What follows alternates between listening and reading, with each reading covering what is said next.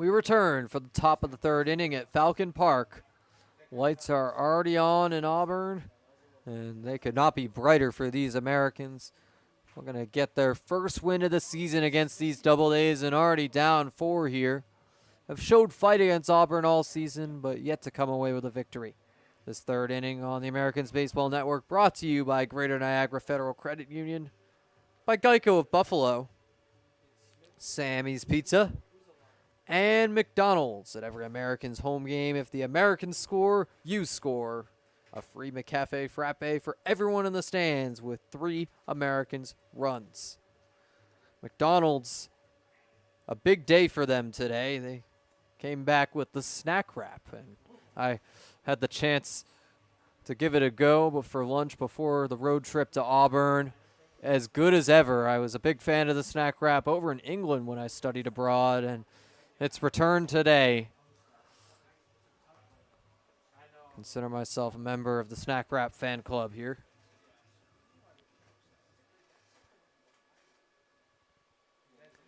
And Logan Stickler kicks things off for the Americans. In this top of the third, it'll be the bottom 3 of the order. Stickler as well as Connor Kiefer and Tommy Mathay. Pitch from Burchard, swing and a miss. Stickler chases the outside pitch.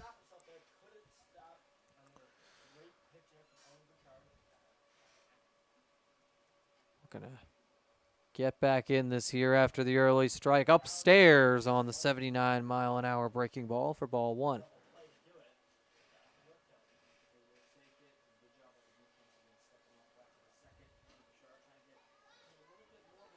One's on the count to Logan. Had a hit against the Ironbacks last night. Just one of them, though, compared to 6 other Americans that had 2.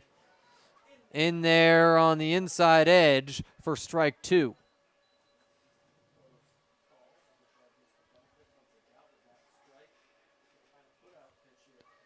Stickler down in the count, looking to recover. Committed to York College of Pennsylvania. It is in there for strike 3. A drawn-out motion by the umpire, but Stickler strikes out looking.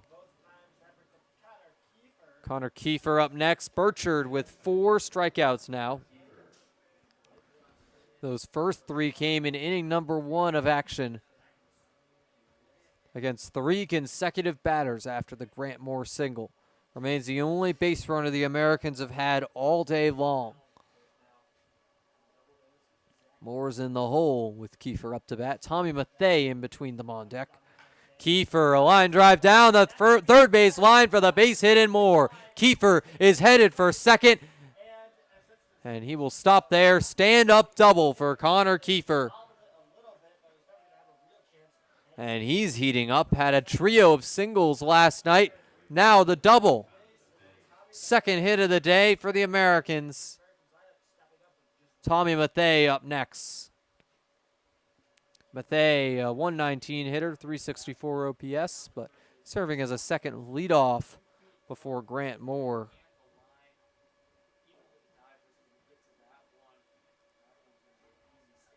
Has some speed on the base paths. 2 steals on the season. Lead at second for Kiefer as well, who has 3 steals, and it's ball 1 on the 82-mile-an-hour pitch from Burchard. Burchard checks on Kiefer. Now delivers the 1-0 to Mathay. Bounces in the dirt. Kiefer thought about third, but stays at second base on ball 2.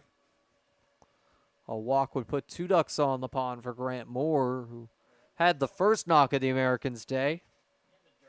Kiefer, the only extra base hit for Niagara Falls thus far. Americans down 4 runs, looking to cut into that lead in this third inning against Owen Burchard. In a game that was built up as a potential pitcher's duel, Nolan Jackson struggled in the first inning, but recovered big time in the second.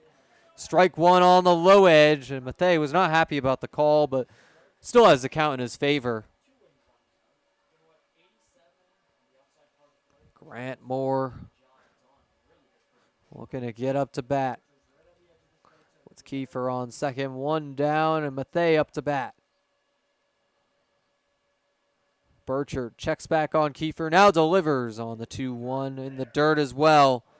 Kiefer has thought about third base on multiple occasions, but has not taken it. I mean, I'd argue that Connor Kiefer could be on third right now if he had the decisiveness to steal. Or even take third on his hit. Probably could have gotten there. But nonetheless, he's in scoring position with Tommy Mathey on a 3-ball count. Pitch from Burchard. Low for ball 4, and Mathey will walk on just 5 pitches. Grant Moore up next. With 2 ducks on the pond, if he's walked, that'll be bases loaded. And nowhere to put Alan Ramos. But Moore, also a great contact hitter. In fact, one of the best in the PGCBL, already 1 for 1 tonight. Came in batting .426. Some pop as well, a 1095 OPS. Shows bunt on this one, tries to beat it out for the single, and he will be retired, but runners advance. Grant Moore taking one for the team, and I like that decision because there's a chance that Grant Moore could have beaten that out given his blazing speed, and now Alan Ramos has 2 runners in scoring position anyways.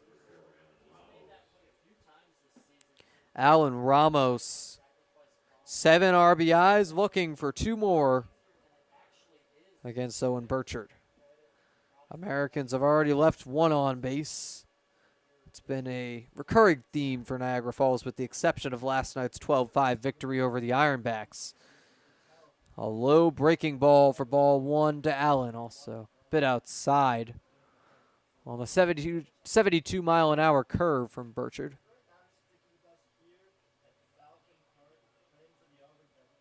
Ramos with runners on second and third takes another one in the dirt. It's a big lead at second for Tommy Mathey. We need a wild pitch most likely to advance as Connor Kiefer's on third.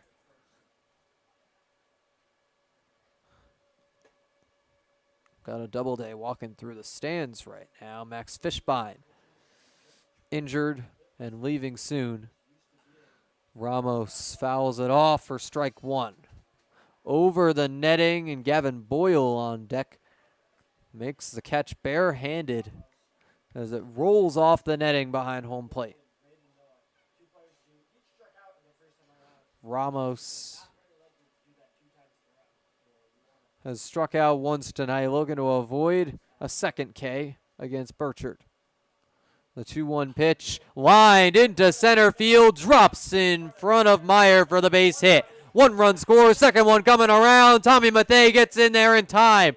Americans cut the lead in half. It's 4-2 Auburn. Alan Ramos indeed gets RBIs 8 and 9. And Gavin Boyle up next. Boyle, 0 for 1 on the day, struck out his first time up. Had some strikeout troubles earlier in the season, but has mostly gotten it in control in the recent days. That was his 17th K of the year. Low ball 1. Ramos thought about second, a major threat to steal. Not quite the numbers that Grant Moore has on the base paths, but raced Grant Moore in Canada, and there was a dead heat. Another big lead for Allen. Second base is wide open after he knocked in the runner, Mathey. 1-0, and it's right down the first base line for out number 3. Into the glove of Izzo, and the Americans score 2, but strand Ramos sent it to the bottom of the third after the break.